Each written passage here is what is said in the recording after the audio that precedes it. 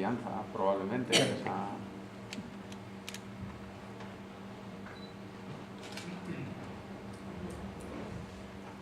Tiempo muerto. ¿Desde dónde ha respondido? ¿Desde aquí o desde aquí?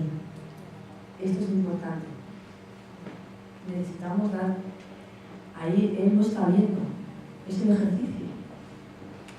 Pero no es tanto ver si cómo vive un deportista de alto rendimiento o cómo vive un directivo ejecutivo, que yo no lo sigo, no sé, ¿no? No tengo que ver tan lejos. Tengo que ver lo que tengo delante. ¿Entiendes? Esa es una. Ahí hay un pequeño filtro, ¿no? Un pequeño muro. 2. Como coach, tengo que tener esta escucha. Y escuchar lo que dice, que es la pregunta que me ha hecho, y escuchar lo que no dice. Hay algo más detrás. ¿Qué es lo que a él está preocupando? ¿Qué es lo que a él no le está dejando fluir en una situación en la que él no domina o no conoce?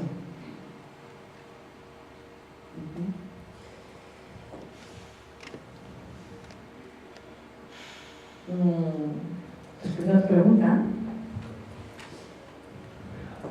no es un tema mío, vuelvo a decir, es un tema de ellos. La confianza no está, la confianza tiene que estar en ellos. ¿Qué quiere decir esto? No hace falta, no es que puede ser necesario, pero no hace falta tener toda la vivencia de un coaching, porque sería imposible. Fíjate, para mí, para responderte, es clave que miremos la persona, que no miremos el jugador de alto rendimiento profesional. Si miramos la persona, es que estamos en una relación horizontal, de persona a persona. Ni yo soy el coach que estoy aquí, ni él es el deportista de alto rendimiento que le veo como un ídolo, o como un pobre chico que justo, pues eso, lo que sea. Yo no veo gente de alto rendimiento, veo personas. Y esto también es de la verdad. Gracias.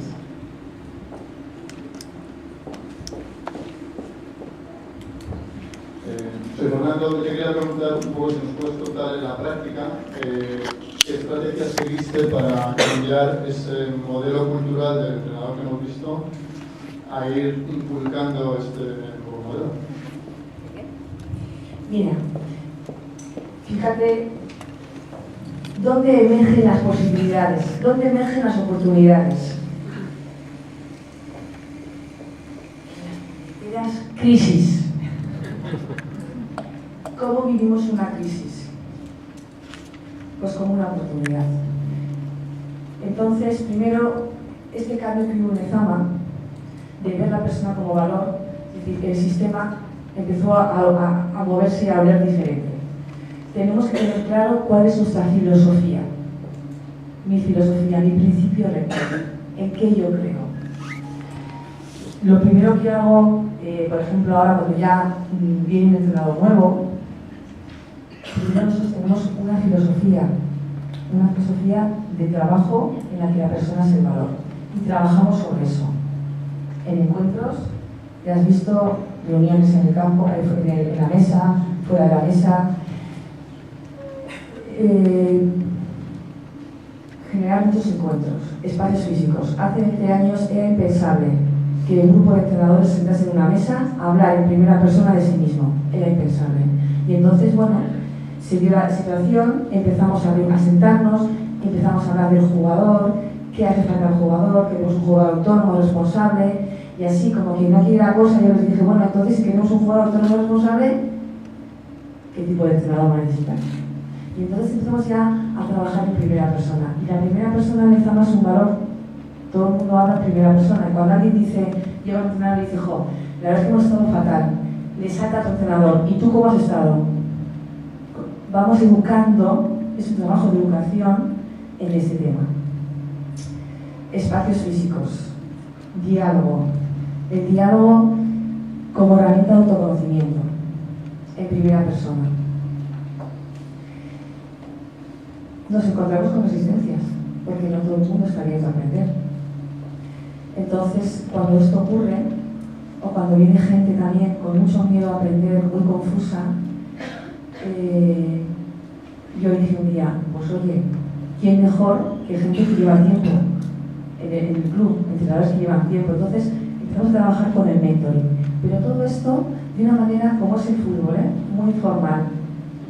No hay grandes reuniones, el entre pasillos es muy importante, el trabajo de vestuario, están sentados en el vestuario, entonces aprovechamos y vamos y estamos.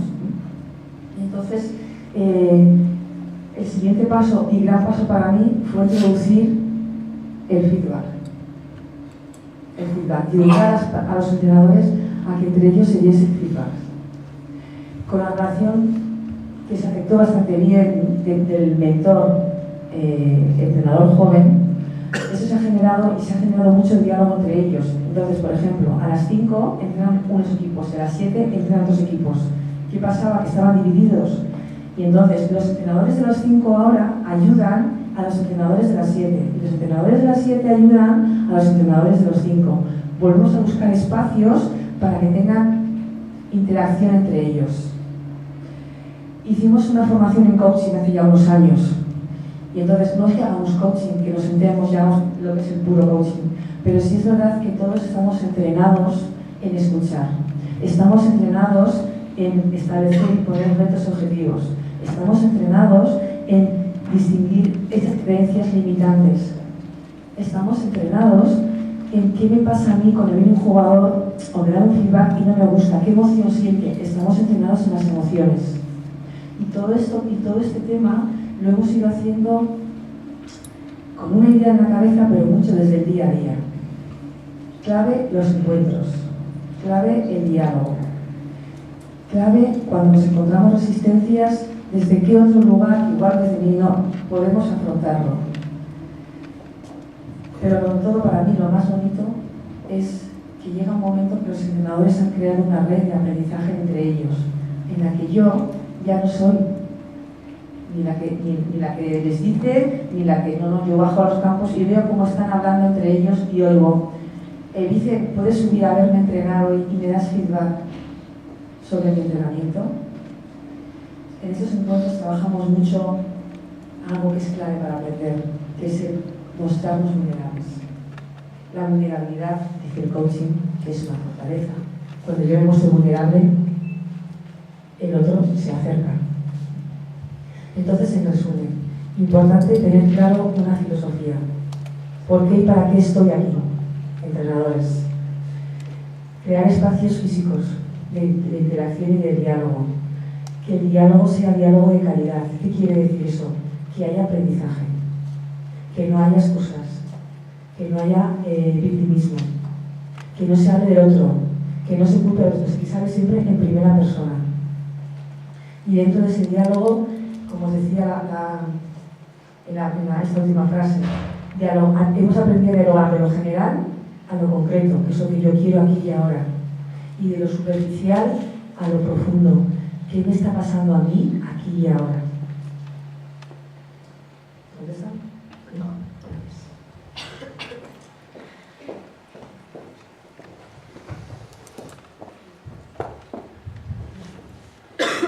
Quería preguntarte, has hablado de que sufrimiento y dolor nos enseñan, ¿no? Yo personalmente creo que el dolor sí me hace crecer, pero el sufrimiento es optativo en mi vida. ¿No crees que el sufrimiento realmente nos vuelve a situar como víctimas, no como protagonistas de lo que... Es un tema de lenguaje sutil. En el coaching se diferencia la distinción entre dolor y sufrimiento. Te recomiendo el libro El arte de ayudar. Y desde ahí habla del sufrimiento como dolor, sin esta distinción. Cuando nos clavan una flecha, uno siente mucho dolor. Y quizás ese no es el momento de que llegue el coach y diga, a ver esta flecha, como a esta flecha de qué color es, esta flecha, ¿no? Quizás es un momento donde el acompañamiento, en donde la distancia emocional tiene que estar cerca. Pero ya llega un momento que ya se saca. Y entonces sigue doliendo porque la herida está. la herida está. Y es en ese momento donde si el coach quita ese dolor y permite también ese sufrimiento, quitamos a la persona la oportunidad de crecer. Y sí, es optativo, pero a veces elegirlo me lleva a crecer.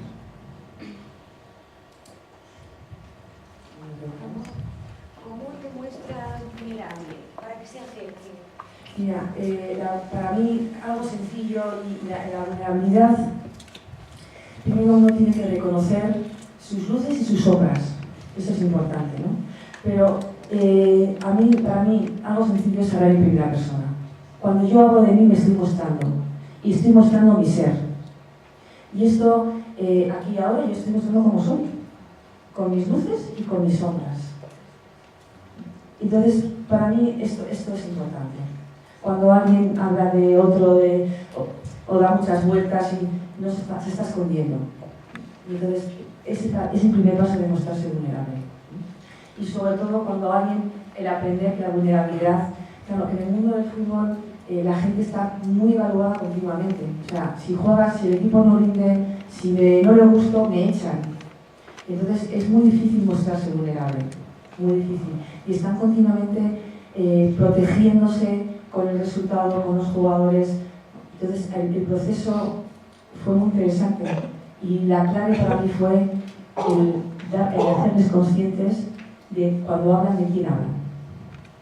Y hablar en primera persona para mí fue un primer paso en nuestras vulnerables. Enlazando con esa pregunta, Sí. antes has dicho, pero esto no es mío. Y luego has dicho, lo que es mío no me gusta. ¿Me puedes explicar un poco más? Sí, bien. Esto es a veces proyectamos en los demás lo que es nuestro. ¿Sí?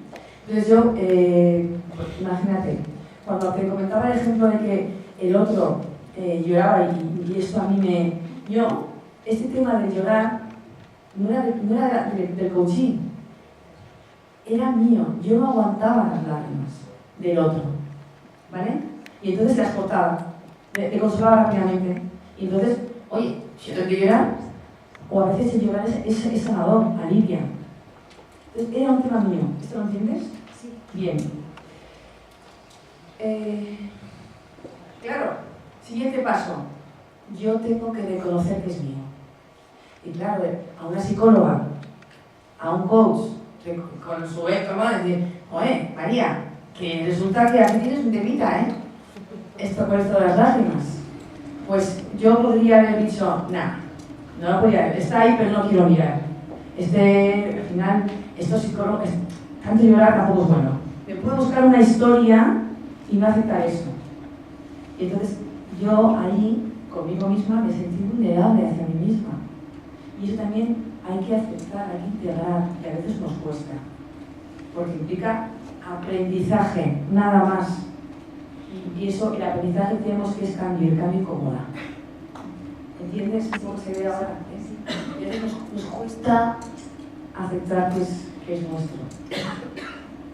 Sí, perdón, y al socaer en lo que estamos hablando, ¿hay espacio para la resiliencia en el grupo de alta competición? ¿Para el mundo de alta competición? Sí, para el Atlético, digo. Sí, sí hay espacio para la resiliencia, sí. ¿Y cómo se guisa eso? Sí, pero mira, se guisa no protegiendo al jugador. Esto es importante. Nosotros, desde cómo jugamos, desde el sistema de juego, es un sistema de juego donde el jugador es muy abierto, donde tiene que estar unos contra unos en dificultad siempre jugamos en dificultad. Siempre jugamos a mucha intensidad. O sea, siempre jugamos estirando mucho la cuerda. Esto que el coaching habla de zona de confort, zona de aprendizaje, zona de pánico. Nosotros jugamos entre la zona de pánico y la zona de aprendizaje. Jugamos ahí. Y el jugador tiene recursos para jugar ahí. También es cierto que el entrenador no puede ser un obstáculo, porque el contexto ya es difícil. Tiene que ser un facilitador. ¿Cómo? Antes del entrenamiento, durante el entrenamiento y después del entrenamiento son espacios de diálogo, son espacios de aprendizaje. No se habla antes del partido y después del partido, son espacios de diálogo. Es que la cultura ha cambiado, es una cultura de aprendizaje. Y no se habla de que el árbitro no sé qué y el rival no sé cuántos. Es un espacio de comprensión, de hablar de lo que me ha pasado a mí en ese partido y en ese entrenamiento. Y el entrenador está educado, está formado para eso. Y para mí ese es un espacio de trabajar la resiliencia. Pero hay que generar espacios.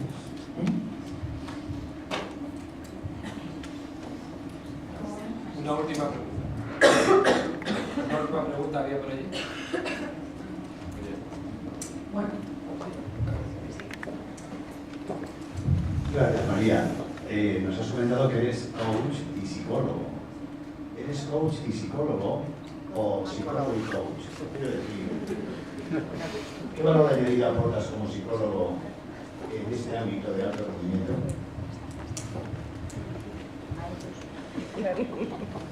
No sé si es tanto el rol psicólogo o el rol coach lo que aporta, ¿no?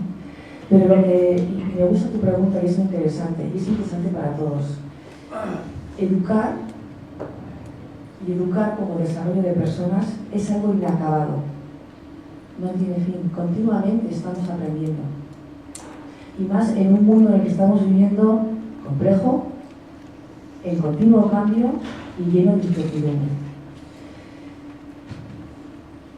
Lo que aporto es el querer estar aprendiendo, el querer estar en activo desde la psicología, desde el coaching, desde el enfoque sistémico, desde el mundo de las constelaciones, desde el mundo del deporte en sí, desde el mundo del management, estar siempre abierta y disponible a aprender.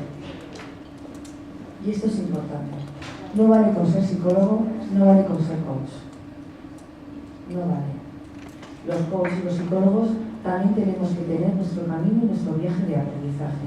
Porque lo que estamos haciendo es algo inacabado. Es un proceso que no tiene fin. Y en el momento que yo crea que sé más, o en el momento que yo vaya experto en algo, estoy limitando al coaching. La última pregunta, por favor.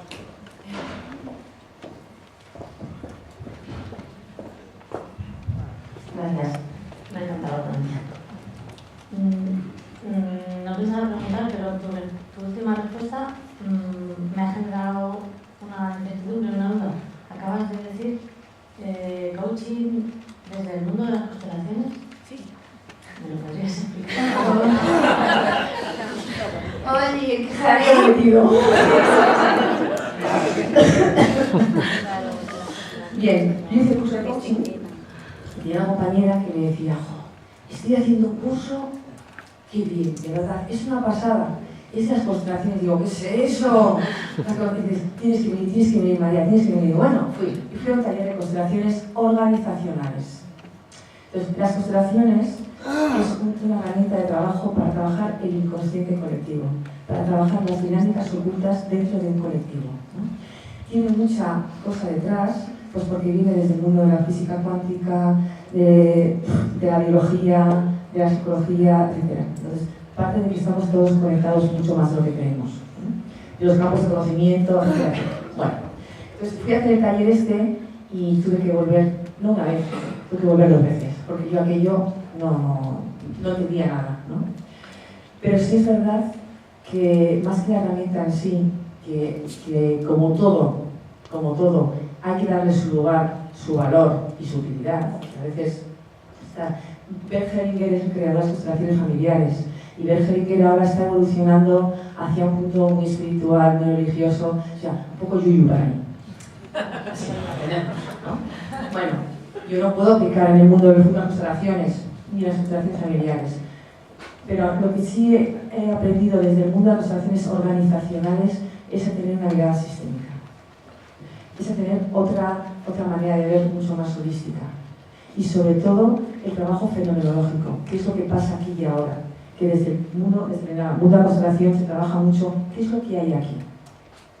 Y entonces a mí esta pregunta me ha abierto mucho, más que qué es lo que pasa, o más que aquí eso no me gusta, o aquí hay un problema, es qué es lo que hay. Y todo lo que hay está porque tiene una función. Y entonces a mí este mundo me ha abierto mucha perspectiva de trabajo con las personas. Pero bueno, a mí me gustan mucho las constelaciones, sí que sean libros.